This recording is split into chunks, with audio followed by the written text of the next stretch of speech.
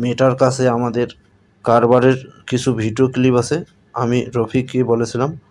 ঘৃণ্য কণ্ঠে বলে। ও তো একটা বেঈমান প্রতারক ছিল। আমাদের দলে কাজ করে আমাদের পিছন থেকে ছুরি বসাতে চায়। আমাদের দলে কাজ করে আমাদের বিরুদ্ধে সকল স্টেটমেন্ট সে দিতে চায়। তাই তো সেই বিষয়টাকে কে উপড়ে ফেলেছে। সেদিন সেই রেস্টুরেন্টের বাইরের হট্টগোল এখনো কারো স্মৃতি থেকে মুছে যায়নি। হঠাৎ করেই সামনে গুলির শব্দে মানুষের ভিড় জমে গিয়েছিল। রেস্টুরেন্টের সামনে একটি ছেলের মৃতদেহ পাওয়া গিয়েছিল। প্রথম দিকে সিসিটিভি ফুটেজ দেখে তেমন কিছুই বুঝতে পারেনি। ক্যামেরার কোণ, আলো আর মুখ ঢাকা থাকার কারণে অপরাধীকে চিহ্নিত করা মুশকিল হয়ে পড়েছিল। তবে এক জায়গায় ভিডিওটা থামিয়ে আচমকা অনুভবের চোখ আটকে যায়। একটা ছোট্ট খুঁটিনাটিতে একটা ট্যাটু। হ্যাঁ, অপরাধীর হাতে একটি ট্যাটু স্পষ্ট ছিল। আর তখনই সন্দেহ গিয়ে পড়ে তাসবির খানের দিকে। তাসবির নামটি বহুদিন ধরেই কুখ্যাত ছিল। বাবার প্রভাব, প্রতিপত্তি, টাকা পয়সার ক্ষমতার জোরে সে আইনের চোখে ধুলো দিয়ে বহুবার রক্ষা পেয়েছে। কিন্তু এবার মনে হচ্ছিল সত্যিই তার গা বাঁচানো সম্ভব হবে না। ঘটনার দিনই তার ডান হাতের গোড়ার দিকটা বাজেভাবে থেতলে গিয়েছিল, যা এখনো পুরোপুরি সেরে ওঠেনি। অনুভব তাসবিরের সব অন্ধকার দিক সম্পর্কে আগেই অবগত ছিল, যা অনুভবের চোখে সহজেই ধরা পড়ে যায়। কয়েক মুহূর্ত নীরবতা নেমে এসেছিল ঘর জুড়ে, যেন বাতাসও থমকে দাঁড়িয়েছে। কিন্তু ঠিক তক্ষুনি অনুভব এক প্রশ্ন জুড়ে দেয়, যা পুরো ঘরটাকে কাঁপিয়ে তোলে। নিজের মেয়ের নিরাপত্তা দিতে পারেননি আপনি ইহাম শেখ। আপনার গড়া কালো জগতেই সে ঢুকে পড়েছিল। সেও আপনার এই কালো জগতের শিকার হয়েছিল। ঘর নিস্তব্ধ, সবাই তাকিয়ে ইহামের দিকে। অনুভবের কণ্ঠে ছিল তীক্ষ্ণ ক্ষোভ আর চোখে প্রশ্ন, যার কোনো সহজ উত্তর নেই। ইহাম শেখ থমকে গেলেন। কিছুক্ষণ চোখ নামিয়ে রইলেন নিঃশব্দে। অনুভবের মুখোমুখি হওয়ার সাহস যেন জোগাড় করছিলেন। রাতে নিজের মেয়েটিকে প্রথমে চিনতে পারেননি তিনি, অথচ পরক্ষণেই চেনা মুখটা স্পষ্ট হয়ে উঠেছিল। কিন্তু নিজের নিরাপত্তার কথা ভেবে নিজের স্বার্থ রক্ষায় তিনি চুপ করে গিয়েছিলেন। মেয়েটি যে তারই রক্ত। কণ্ঠটা তখন কেঁপে উঠল। ধীর স্বরে বললেন ইহাম শেখ, আমি আয়াতকে স্বইচ্ছায় কিডন্যাপিং করাইনি। এই ব্যাপারে আমি সত্যি অবগত ছিলাম না। একটু থেমে নিঃশ্বাস নিয়ে চোখ নামিয়ে বললেন, তবে হ্যাঁ, এই অন্ধকার জগতের সাম্রাজ্য আমার হলেও এসব খুঁটিনাটি জাফর খান বছরের পর বছর দেখছে। সবকিছু তার নজরদারিতে হয়েছে। অনুভব তার কপাল প্রসারিত করল। রুজুরা আপনা আপনি কুঁচকে যায়। জাফর খান ইহাম শেখের মেয়েকে তো অবশ্যই চিনত। সেই হিসেবে জাফর খানের সাহস হবে না আয়াতকে কিডন্যাপিং করা। অনুভবের জাফর খানের দিকে তাকিয়ে বলল, বল, কেন ধরেছিস আয়াতকে? জাফর খান কাঁপা কাঁপা হাত ধরে বলল, আমি ধরিনি। লাস্টের 2টা মেয়ে কম ছিল। আর সেটা নিয়ে নামের মেয়েটা আমার অ্যারেঞ্জ করে দিয়েছিল। আরেক মেয়ে 2টো দিয়ে সে চলে গিয়েছিল। এবার অনুভবের বুঝতে বাকি নেই, আয়াতকে কিডন্যাপ করার পরিকল্পনাটাই ছিল লিয়ার। চোখে মুখে তীব্রতা। তবে আপাতত লিয়ার চ্যাপ্টার আপাতত বন্ধ। সে টেবিলের উপর রাখা কিছু কাগজ তুলে নেয়। পুরনো বিবর্ণ ফাইল, নাসরিন শেখের মামলার ফাইল। এক ঝলকে ফাইলের কিছু পৃষ্ঠা উল্টে সে চোখ তুলে তাকায় ইহাম শেখের দিকে। তার কণ্ঠে এবার এক চিলতে বিস্ময়, শান্তি। তাহলে বলুন ইহান শেখ, নাসরিন শেখকে আপনি হত্যা করেছিলেন কেন? ঘরের বাতাস হঠাৎ ভারী হয়ে ওঠে। মুহূর্তেই যেন বজ্রপাতের শব্দের মতো অনুভবের প্রশ্নটি ছড়িয়ে পড়ে চারদিকে। ইব্রাহিম শেখ আর আয়াত হতবাক হয়ে তাকিয়ে থাকে ইহামের দিকে, চোখ দুটো বিস্ফোরিত। মুখে কোনো কথা নেই, শুধু স্তব্ধতা। ইহাম শেখ স্তব্ধ। তার মুখের রং বদলে যায়। অজান্তেই গলায় শুকনো ঢোক গিলেন তিনি। কপাল বেয়ে গড়িয়ে পড়ে ঘামের ফোঁটা। চেহারাটা যেন হঠাৎ খুব অস্বস্তিকর হয়ে ওঠে। কেউ কিছু বলে না, যেন পুরো ঘরটাই অতীতের কোনো ভয়াবহ স্মৃতির গহ্বরে তলিয়ে গেছে। এত বছর পর এমন একটা পুরনো ঘটনা যেন নতুন করে সামনে এসে দাঁড়িয়েছে। অতীতের বিভীষিকাগুলো ঘন কালো মেঘের মতো ভেসে আসছে, আর একে একে খোলস ছিঁড়ে বেরিয়ে আসছে সে হারিয়ে যাওয়া রহস্যগুলো, যেগুলো বহু বছর আগে চাপা পড়ে গিয়েছিল নীরবতার আড়ালে। আয়াত যেন অবাকের শিষ্য। তার মামা তাকে বলেছিল তার মায়ের মৃত্যুর রহস্য আছে, কিন্তু তার মায়ের খুনি তারই বাবা। কথাটা যেন তার কলিজাকে এফোর করে দেয়। হৃদয় বেদারক চাহনিতে তাকিয়ে থাকে শুধু, যেন প্রাণহীন দেহ। অনুভব চোয়াল শক্ত করে কিছু কাগজ ও ছবি টেবিলের উপর রেখে বলে, কি হলো বলুন। কেন মেরেছিলেন নাসরিন শেখকে? ইহাম শেখ টেবিলের উপর চোখ রাখে। নীরব ঘরটিতে হঠাৎই যেন সময় থমকে দাঁড়ায়। একে একে সমস্ত সত্যের পর্দা সরে যেতে থাকে। আজ তার চারপাশের সব রাস্তাই যেন বন্ধ হয়ে গেছে। নিজেকে রক্ষা করার আর কোনো উপায় নেই। শরীরের ভেতর শীতল কম্পন ছড়িয়ে পড়ে। এক পলক মেয়ের দিকে তাকায়। আয়াতের চোখে ঘৃণার ছায়া স্পষ্ট। বাবার প্রতি এমন তীব্র দৃষ্টিতে তাকাতে সে আগে কখনো দেখেনি। ইহাম শেখের বুঝতে আর বাকি রইল না। অনুভব তার সকল দ্বার বন্ধ করে এবার মাঠে নেমেছে। আর তার পথ বন্ধ করার জন্য কোনো কসুর করছে না। তাই এবার আর ভনিতা না করে মুখ খুলে বলল, নাসরিন শেখ আমার বিরুদ্ধে কোর্টে লড়েছিল। তখন সে ডেভিড ম্যাক সম্পর্কে কিছুই জানতো না। তবে যেদিন জানতে পেরেছিল সেদিনই আমি তাকে এই দুনিয়া থেকে চিরতরে বিদায় করে দিয়েছিলাম। ইহামের কথাই যেন বজ্রপাত হয় আয়াতের মনে। সে কাঁপতে কাঁপতে দুপা পিছিয়ে যায়। এত বড় সত্য সামনে এসে দাঁড়াবে তা কখনো কল্পনাও করেনি। দুচোখ টলমল করে ওঠে, যেন দৃষ্টি ভরে গেছে বিষে। নিজের বাবাকে এমন রূপে দেখে সে স্তব্ধ। অনুভব এবার ঠান্ডা কণ্ঠে বলে উঠল, তাহলে এই ছবিগুলো? ছবিগুলোতে স্পষ্ট দেখা যাচ্ছে ইহাম শেখের সঙ্গে একটি ফরেনার তরুণীর ঘনিষ্ঠ মুহূর্ত। গভীর সম্পর্কের ছাপ ফুটে উঠেছে প্রতিটি ফ্রেমে। ইহাম একটু থেমে ছবিগুলোর দিকে তাকিয়ে বলল, সে আমার প্রথম স্ত্রী। বিদেশে ইউনিভার্সিটিতে পড়ার সময় আমরা একে অপরকে ভালোবেসে বিয়ে করেছিলাম।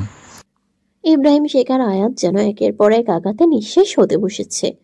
সমস্ত পৃথিবীটা যেন হঠাৎ করেই পাল্টে গেছে। যাকে তারা জানতো তার এক এক করে অজানা মুখোশ উন্মোচিত হতে থাকে।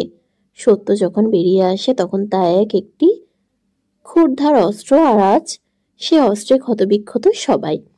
ইব্রাহিম শেখ চকিত নজরে বলে, সেসব মিথ্যে ছিল। নাসরিন আর আমার প্রেম থাকলেও নাসরিনের প্রতি আমার কোনো কালেও ভালোবাসা ছিল না। আমি আগে থেকেই বিবাহিত ছিলাম। বিয়েটা এক প্রকার বাধ্য হয়েই করতে হয়েছিল। আমাদের বিয়ের কাহিনীটা সকলে যেটা জানতো সত্য ছিল না সেটা। নাসরিন আমাকে ভালোবাসত, এটা সত্যি। আয়াত আর নিজেকে সামলাতে পারে না, হাউমাউ করে কেঁদে ওঠে সে। যেন বুকের গভীর থেকে উঠে আসা কান্নায় সমস্ত আকাশ বাতাস কেঁপে ওঠে। সমস্ত ঘটনা যেন এক ছুরির হয়ে বারবার বিদ্ধ করছে তার অস্তিত্বকে। আয়াত, তুই মিথ্যে ছিলি। তোর কেউ ছিল না, কখনো কেউ না। কেউ তোকে ভালোবাসেনি নিঃস্বার্থভাবে। সবাই ছিল কেবল স্বার্থপর, নিজের লাভের জন্য, নিজের প্রয়োজনের জন্য। আজ সেই ভয়ঙ্কর সত্য উদ্ঘাটিত হয়েছে। তার মায়ের খুনি আর কেউ নয়, তারই বাবা। যে মানুষটিকে সে সবচেয়ে বেশি বিশ্বাস করত, ভালোবাসত, যে তার পৃথিবীর মূল ভিত্তি ছিল, সেই তিনিই এতটা অমানুষ হতে পারেন তা ভাবতেই গা শিউরে ওঠে। আজ আয়াতের বড় একা লাগে, বড় অসহায়। সমস্ত সম্পর্ক যেন ভেঙে চুরমার হয়ে গেছে এক নিমিষে। বুকের মধ্যে জমে থাকা কান্না আর যন্ত্রণা যেন আর সইতে পারছে না সে। চোখের জলে তার হৃদয়ের সমস্ত ভার ঝরে পড়ছে। তবুও কিছুতেই হালকা লাগছে না, কারণ সত্যিটা এতটাই ভয়াবহ, এতটাই বিভীষিকাময়, যা কোনো কল্পনাকেও হার মানায়। ইহাম শেখ মেয়ের দিকে তাকিয়ে বলে, নাসরিনের প্রতি আমার ভালোবাসা না থাকলেও আমার মেয়ের প্রতি আমার ভালোবাসা ছিল, এটা সত্যি। ইহাম শেখ আয়াতকে বলে, মারে, তুই পাপী বাবাকে ক্ষমা করে দিস। আমি কখনোই ভালো স্বামী বা কখনোই ভালো বাবা হতে পারিনি। আয়াত কান্নারত কণ্ঠে ঠিকমতো কিছু বলতেও পারছে না। তবুও কাঁপা কাঁপা কণ্ঠে অস্পষ্টভাবে বলে, তুমি কখনোই আমার ভালো বাবা ছিলে না। অন্ধের মতো আমি আমার বাবাকে ভালোবেসেছিলাম। আমি আমার যে বাবাকে ভালোবেসেছিলাম সে তো তুমি ছিলে না। তুমি তো একজন খুনি, যে কিনা আমার নির্দোষ মাকে খুন করেছো। মেয়ের বয়সী হাজারো মেয়েকে নিজের স্বার্থে তুমি বিদেশে পাচার করেছো। কত মাকে কাঁদিয়েছো তুমি, কত মায়ের আহাজারি অভিশাপ তোমার কাঁধে। তুমি শুধুমাত্রই পাপী। তুমি কাঁদিয়েছো শত শত মাকে। তাদের সন্তানের আর ফিরে আসেনি, তাদের বুক ফাটা আর্তনাদ, অভিশাপ আজ তোমার কাঁধে চেপে আছে। তুমি শুধু একজন পাপী, একজন শয়তান তুমি। আমি যাকে বাবা বলে জেনেছিলাম, যাকে প্রাণ দিয়ে ভালোবেসেছিলাম, তিনি ছিলেন ইহাম শেখ। কিন্তু তুমি তো সেই মানুষ নও। তুমি ছদ্মবেশী এক পশু, ডেভিড ম্যাক, একজন আতঙ্ক, যার পদচারণায় মানুষ কাঁপে, যার ভয়ে কেউ নিশিরাতেও নিঃশ্বাস নিতে সাহস পায় না। তোমার অস্তিত্ব এই পৃথিবীর জন্য অভিশাপ। নিজের মেয়ের মুখে এমন কথা শুনে ইহাম শেখ যেন মুহূর্তেই আগুনের জ্বলনির মতো জ্বলে উঠলেন। এক ঝটকায় যেন কেঁপে উঠল তার অস্তিত্ব, ভিতরটা তোলপাড় করে দিল অনুশোচনার ঢেউ। আজ এতদিন পর যেন জীবনের ভুলগুলোর হিসেবের খাতা নিজে থেকেই খুলে বসেছে। প্রতিটি ভুল, প্রতিটি অন্যায় আজ একসঙ্গে চিৎকার করে বলছে, ক্ষমতার জোরে কখনো সত্য চাপা থাকে না, সত্যের জয় একদিন হবেই, হবেই। এক সময় নিজামুদ্দিনকে ইহাম শেখ বলেছিলেন, যে চলে যায় সে কি আর ফিরে আসে? সে কথাটাই আজ যেন নির্মম সত্য হয়ে ফিরে এসেছে তার জীবনে। আজ সকল রহস্যের পর্দা সরিয়ে যেন নতুন করে ফিরে এসেছেন। নাসরিন শেখের মৃত্যু আজ আর নিছক একটি ঘটনা নয়, বরং এক বিস্ফোরণ যা উন্মোচন করে দিয়েছে অতীতের সব গোপন সত্য।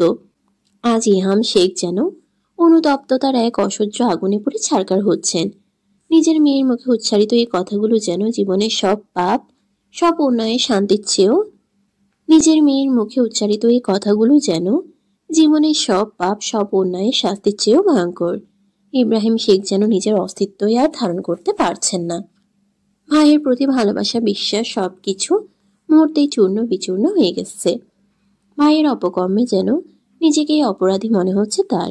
সম্মান, গর্ব সব লজ্জার গহ্বরে তলিয়ে গেছে। জিজ্ঞাসাবাদ শেষ হলে ইহামকে শিখে নিয়ে যাওয়া হয়, আর ইব্রাহিম শেখ নির্বাক দাঁড়িয়ে থাকেন, চোখে মুখে অনুতাপের ছায়া। যেন ভেঙে পড়েছেন ভেতর থেকেই। অনুভব ড্রাইভারকে ফোন করে। ড্রাইভার আসতেই সে বাবাকে গাড়িতে তুলে দেয় এবং বলে দেয় তাকে বাড়ি পৌঁছে দিতে। তারপর অনুভব আয়াতকে নিয়ে তার গাড়িতে উঠে বসে।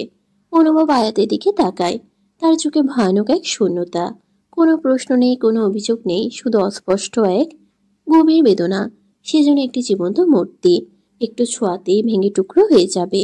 আয়াত চুপচাপ সামনের দিকে তাকিয়ে থাকে। চারপাশে কি হচ্ছে কিছুই যেন টের পায় না। অনুভব মৃদু স্নেহে তার মাথায় হাত রাখে। সে স্পর্শে আয়াত একটু নড়ে ওঠে।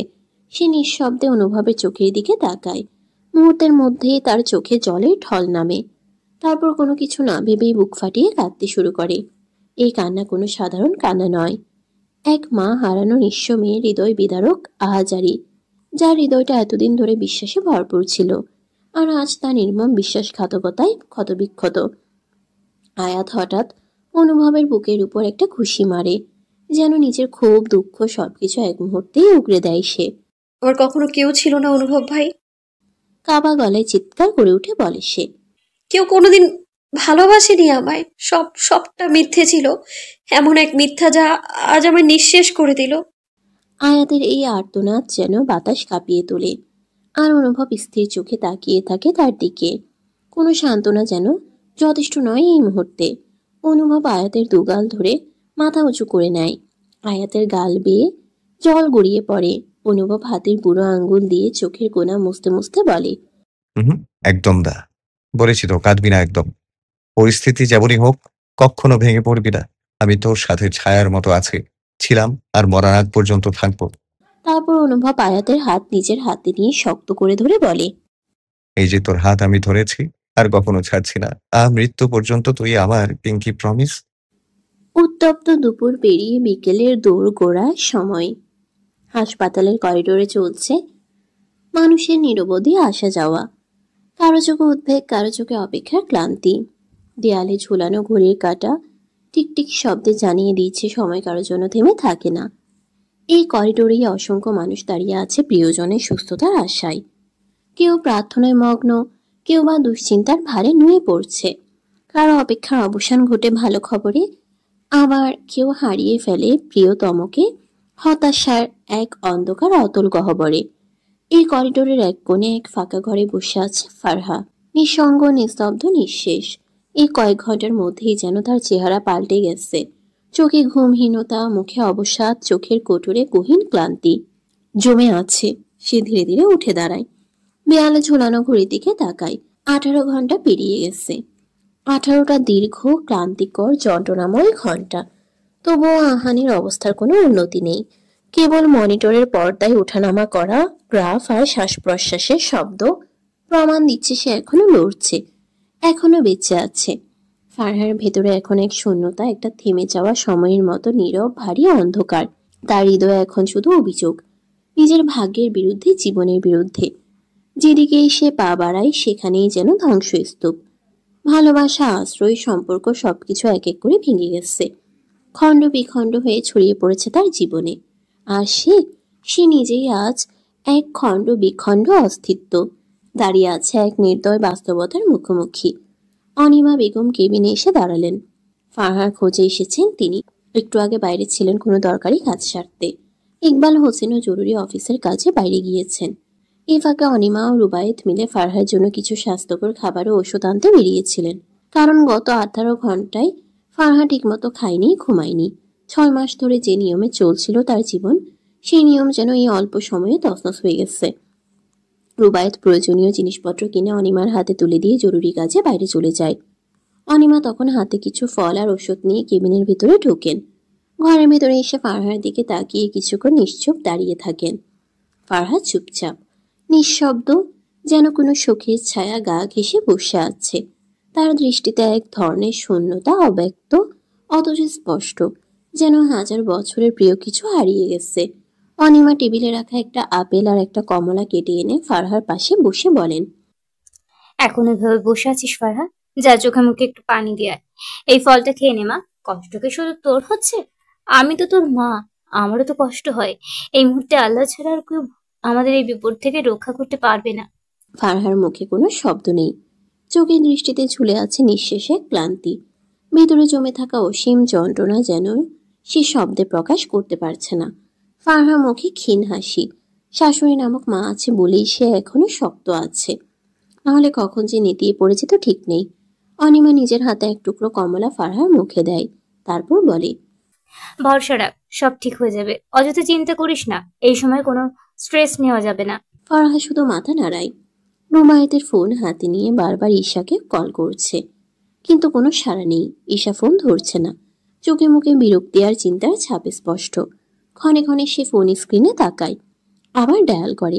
প্রতিবারই একই ফল, নো আনসার। রাগে, দুশ্চিন্তায়, হতাশায় ছটফট করছে রুবায়েত। গত কয়েক ঘন্টা ধরে ঈশার সঙ্গে কোনো কথা হয়নি তার। এই নিঃসন্দেহে সে যেন আরো অস্থির হয়ে উঠেছে। আর সহ্য করতে না পেরে অনুভবকে ফোন করে। অনুভব তখনই বাসায় ফিরেছে আয়াতকে নিয়ে। গানের ভেতরেই কান্না করতে করতে ঘুমিয়ে পড়েছিল আয়াত। বিছানায় শুয়ে দিয়ে নিজে একটু ফ্রেশ হয়েছে। হঠাৎ ফোন বাজে রুবায়েতের কল।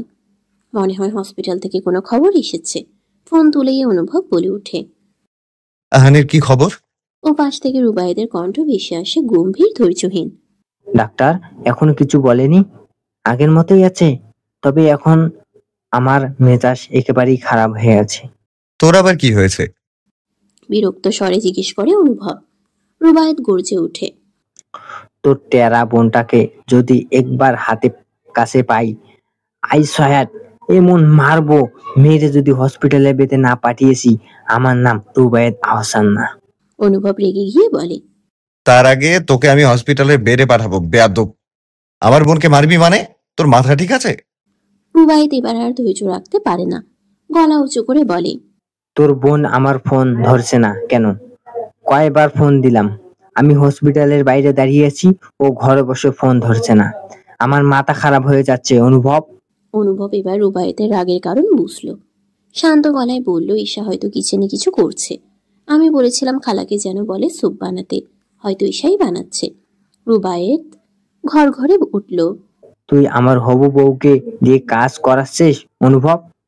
অনুভব রুবায়েতের কথার প্রেক্ষিতে বলল। রুবায়েত থেমে গেল, কিছুক্ষণ চুপ থেকে বলার মতো ভাষা খুঁজে পেল না। তারপরে দাঁতে দাঁত চেপে বলল, তোর বোন কিচেনে থাকুক আর যেখানেই থাকুক, এক্ষুনি গিয়ে ফোন তুলতে বলবি, না হলে তোদের দুই ভাই বোনকে একদম হাওয়ায় উড়িয়ে দেবো। বলেই অনুভবকে আর কিছু বলতে না দিয়ে ঠাস করে রুবায়েত ফোনটা কেটে দেয়। স্বভাব রুবায়েতের এমন আচরণ দেখে কাল একেবারে হতবাক হয়ে যায়। সে যেন কিছুক্ষণের জন্য বোকার মতো দাঁড়িয়ে থাকে। ফোনটা নামিয়ে রেখে এক দৃষ্টিতে তাকিয়ে থাকে তার স্ক্রিনের দিকে। তারপর চুপচাপ চোখ ফেরায় আয়াতের দিকে। মেয়েটার অবস্থা দেখে যে কারোরই বুক ভেঙে যাবে। বিস্মিত হওয়ার কিছু নেই। একটা মেয়ে যার সবচেয়ে নিরাপদ আশ্রয় হবার কথা ছিল তার বাবা, সেই মানুষটাই যদি ভয়ঙ্কর এক নরপিশাচে পরিণত হয়, তাহলে সেই মেয়ে কিভাবে ভালো থাকবে? আয়াত যেন ভেসে যাচ্ছে এক গভীর দুঃখের স্রোতে। তার পৃথিবীতে কেউ নেই, না মা না বাবা। অথচ ট্র্যাজেডিটা এখানেই শেষ কি? তার মায়ের খুনি যার কেউ নয়, স্বয়ং তার বাবা। অনুভব দীর্ঘশ্বাস ফেলল। নিয়তির এই নির্মম খেলা যেন বারবার তাকে অবাক করে দেয়। সত্য যতই পুরানো হোক, যতই আড়ালে থাকুক, একদিন না একদিন জয়ের মুকুট তারই শোভা পায়। এসব ভাবনার মাঝে ঈশা গরম স্যুপ হাতে রুমের সামনে এসে দাঁড়ায়। দরজা হালকা নক করে ভেতরে প্রবেশ করে। অনুভব চুপচাপ ঈশার হাত থেকে স্যুপের বাটি নিয়ে টেবিলের উপর রাখে।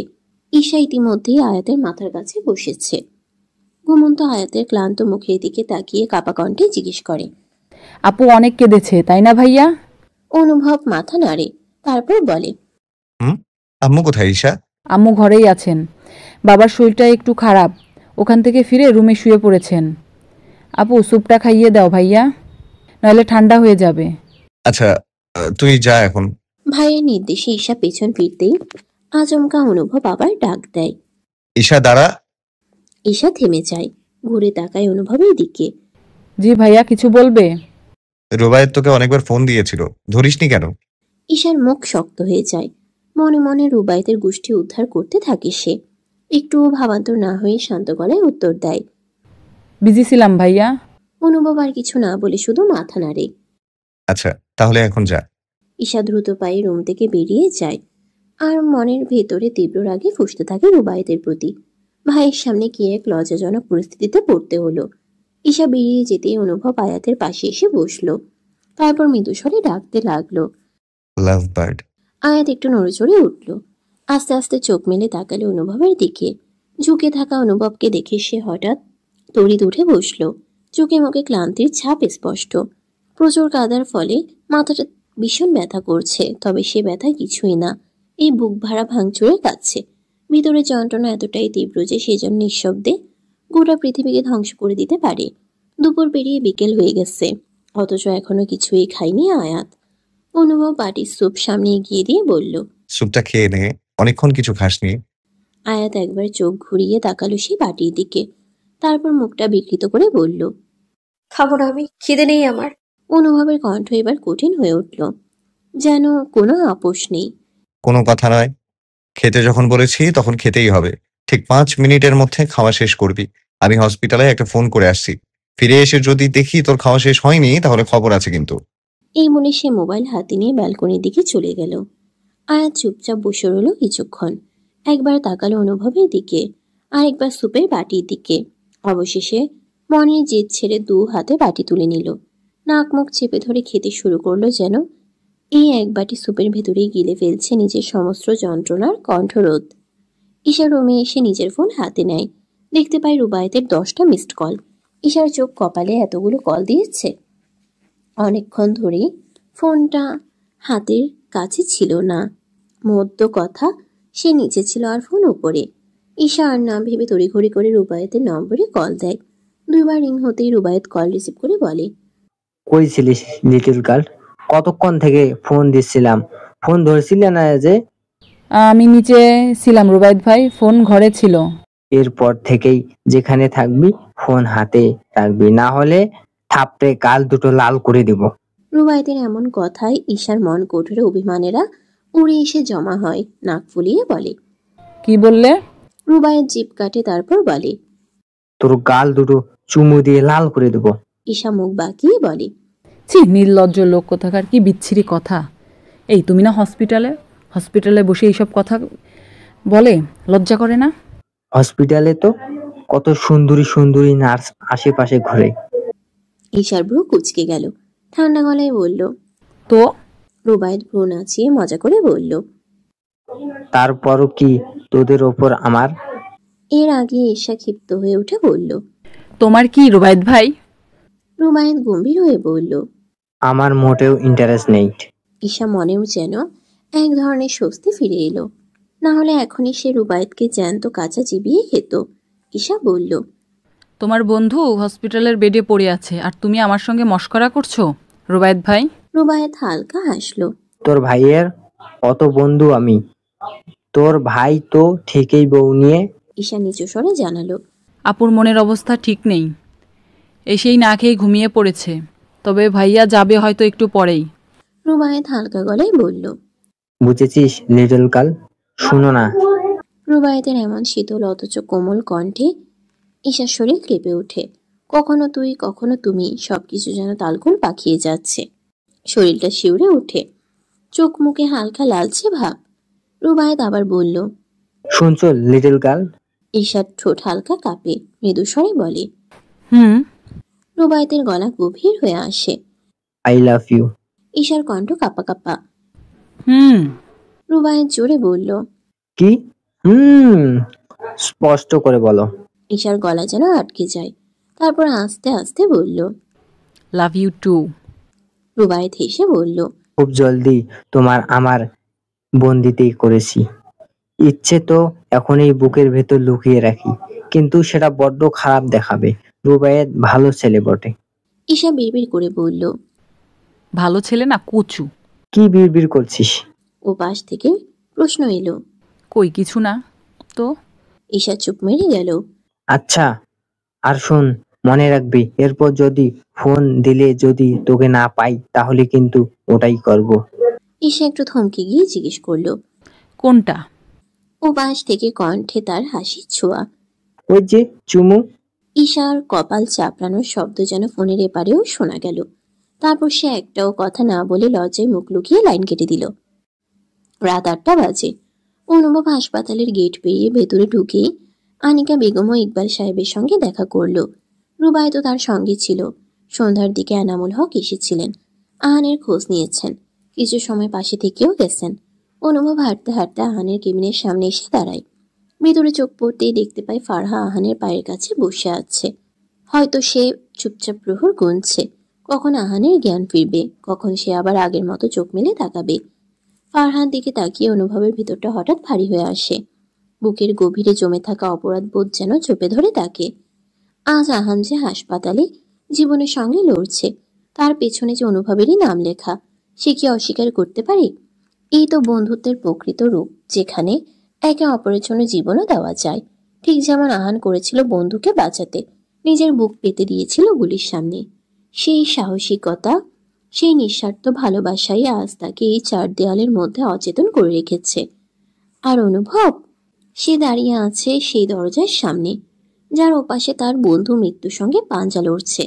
আর ফারহার চোখের অশ্রু, নিঃশব্দ অপেক্ষা আর ভাঙা মন, সব মিলিয়ে তৈরি করে এক অনন্ত ব্যথার দৃশ্য। অনুভব ভাবে, জীবন তার কোন দিকে মোড় নিচ্ছে। একদিকে আয়াত, একদিকে আহান, কোন দিকে যাবে? এত কিছুর মাঝে হাতের ক্ষতের কথা যেন ভুলেই বসেছে সে। আহানের হাতের আঙ্গুল নড়ে ওঠে প্রথমে। ফারহা সেরকম খেয়াল না করলেও পর মুহূর্তেই তার চোখে ধরা পড়ে বিষয়টা। ফারহা তড়িঘড়ি করে তাকায় সেদিকে। আসলে আহানের হাত নড়ছে। ফারহা কি করবে ভেবে পাচ্ছে না, তাই দরজার দিকে তাকায়। দেখতে পায় অনুভব দাঁড়িয়ে আছে। ফারহা ধীরে এগিয়ে আসে। দরজা খুলতেই অনুভব বলে, কি হয়েছে ফারহা? ভাইয়া, আহান আহান ওর হাত নড়ছে, আমি দেখেছি। অনুভব চকিত হয়, হন্তদন্ত হয়ে ডক্টরকে ডেকে নিয়ে আসে। ডক্টর চেক করে বলে, কংগ্রাচুলেশন, পেশেন্ট রেসপন্স করছে, খুব শীঘ্রই জ্ঞান ফিরে আসবে, ভয় কোনো কারণ নেই। সকলের জিভে যেন জল আসে। অনিমার চোখে পানি এসে যায়, মুখে হাসি ফুটে ওঠে। পরপর বলে, আলহামদুলিল্লাহ আলহামদুলিল্লাহ। সময় তার নিজ গতিতে চলে যায়, কিন্তু ফেলে যায় কিছু স্মৃতি, কিছু বেদনা, কিছু ভুল ভালো, আবার কারো হাহাকার। দিনের পরিক্রমায় সেগুলো অতীতে রূপান্তরিত হয়ে যায়। আর অতীতের ভালো খারাপ মিলিয়ে বর্তমান আমরা আমাদের আগামী জীবন পরিচালিত করি। তবে খারাপ সময়ের সেই অভিজ্ঞতাগুলো আমাদের হৃদয়ে বেঁধে যায় আজীবনের জন্য, যা আমরা চাইলেও ভুলতে পারি না। আমরা সেটাই ভুলি যেটা আমাদের জীবনে কম সময়ের জন্য আসে আবার চলে যায়। সেটা আমরা আমাদের মস্তিষ্কে ধারণ করি না, আর যেটা আমাদের মস্তিষ্কে ধারণ করি সেটাতেই আমরা বাধা পড়ে যাই। আহানের জ্ঞান ফিরেছে কিছুক্ষণ আগেই। সবার এত কান্না, এক মায়ের আর্তনাদ ও এক স্ত্রীর ভিতরে কুকড়ে খাওয়া বেদনা, অনাগত সন্তানের জীবন, সব মিলিয়ে উপরওয়ালা কাউকে নিরাশ করেননি। আহানের জ্ঞান ফিরে চোখ খুলতেই সর্বপ্রথম ফারহার মুখটা দেখতে পেয়েছেন। ডক্টর আহানের রেসপন্স পেয়ে বলেছেন সব ঠিক আছে, কিছুক্ষণের মাঝে জ্ঞান ফিরে আসবে। ডক্টরের কথায় সবার বুক থেকে যেন ভারী পাথর মুহূর্তেই সরে যায়। তার একটু পরেই আহান আস্তে আস্তে চোখ মেলে তাকায়। ফারহার সেখানেই বসেছিল আহানের জ্ঞান ফেরার অপেক্ষায়। আহানের চোখ মেলানো দেখে অনিমা বেগমকে ডাক দেন। বৌমার ডাক শুনে অনিমা দ্রুত কেবিনে এসে দেখেন আহানের চোখের পাতা মেলেছে। অনিমার চোখে জল এসে যায়। তারপর সবাই একে একে আহানের কেবিনে এসে দেখা করে যান। ইব্রাহিম শেখ এসেছেন অহমিকাকে নিয়ে। অনুভবের বন্ধু হওয়ার সুবাদে আহানের যাওয়া আসা অন্যান্যদের বেশি ছিল। সে এক মায়ের বাঁধনে জড়িয়ে পড়ে শেখ পরিবারের সাথে। অহমিকা শেখ এসে অনিমার হাত ধরে বলেন, আপা, আমার ছেলেকে বাঁচাতে আজ আহানের এই অবস্থা। আপনাকে কি বলে সান্ত্বনা দিব আমার জানা নেই।